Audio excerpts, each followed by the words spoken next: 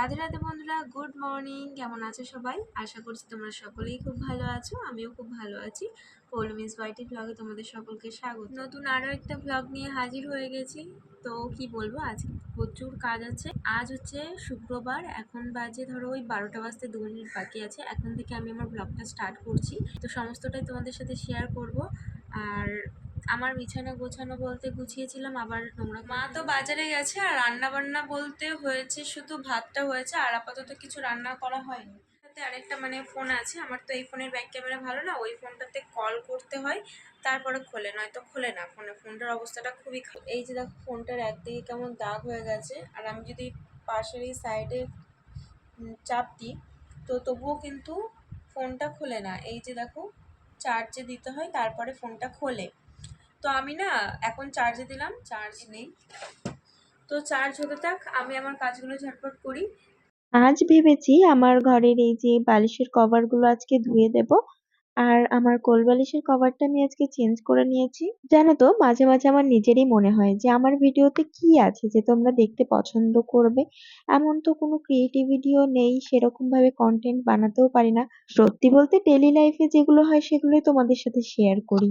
জানি না কতটা তোমাদের ভালো লাগে। যদি ভালো লেগে থাকে অবশ্যই কমেন্ট করে জানিও। আমারও মাঝে মাঝে জানতে ইচ্ছে করে আদৌ আমার ভিডিওগুলো কি তোমাদের ভালো লাগে। তো আজ মা বাজারের থেকে মাছ নিয়ে এসেছে, সেটাই রান্না করছে। আমি একটু ওই হাতে হাতে করে দিলাম। বালিশের কভার গুলো ধুয়ে আমি স্নান করে গোপালের সেবা দিলাম, দুপুরের পুজোটা দিলাম, দিয়ে খাওয়া দাওয়া করতে চলে গেছিলাম। তো দুপুরে খেতে বসে পড়েছি। আজকে দুপুরের খাবারে আছে ভাত, এদিকে আছে রুই মাছ আলু কুমড়ো দিয়ে, আর এদিকে আছে ঢেঁড়স ভাজা। খেয়ে দিয়ে তো আমি শুয়ে পড়েছিলাম। এখন ঘুমাইনি, ঘুমটা হয়নি, ওই যে ফোন দেখছিলাম। তো এখন এই যে মুখ টুক ধুয়ে এসেছি, এখন হচ্ছে খাবো একটু, এই যে তরমুজ খাচ্ছি। রেডি হবো, রেডি হয়ে বেরোবো শপিং করতে। আর 2-1 দিনের মধ্যেই আমরা যাব সুন্দরবন সন্দেশখালি।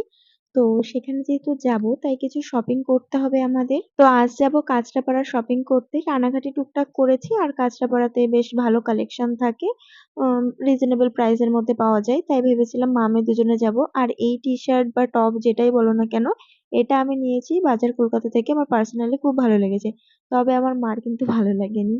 4:45টার দিকে ট্রেন ছিল, তো আমরা রানাঘাট থেকে ট্রেনটা ধরি কাঁচরাপাড়া যাওয়ার জন্য। রানাঘাট স্টেশনে চলে এসেছি, এবার টিকিটটা কেটে নেব। ট্রেন ওই ঢুকবে এক্ষুনি। কাঁচরাপাড়াতে গিয়েছি, তবে কী কী কেনাকাটা করেছি না তোমাদের সাথে শেয়ার করব পরের ভিডিওতে। ওই দোকানে আর ক্যামেরা ট্যামেরা অন করা হয়নি, কারণ ওই যে ভিড়ের মধ্যে ক্যামেরা অন করা অভ্যস্ত না। রানাঘাট থেকে ওই 6টা কততে একটা ট্রেন ছিল, ওটাই পেয়েছি, শান্তিপুর লোকাল হয়তো বা। তো কাঁচরাপাড়াতেও শপিং করে আমাদের হয়নি, আবার এসেছি রানাঘাট বাজারে ভাই বোনদের জন্য একটু জামা প্যান্ট নেব। আর ওই বাড়ির জন্য 2টো জলের বোতল নিলাম, বেশ সুবিধা হয়। যেহেতু রাতে আবার রান্নাবান্না করতে হবে, তো মাকে বললাম আমার রান্না করতে হবে না, বিরিয়ানি নিয়ে নিয়েছিলাম, একটা মাটন বিরিয়ানি। আর বিরিয়ানির সাথে থামস আপ বা কোকোকোলা না হলে কি জমে, তাই একটা থামস আপ নিয়ে এসেছিলাম। আজকের ভিডিওটা এখানেই শেষ করছি। ভালো লাগলে লাইক কমেন্ট শেয়ার অ্যান্ড চ্যানেলটা সাবস্ক্রাইব করে আমার পাশে থেকো। দেখা হবে নতুন আরেকটি ব্লগে।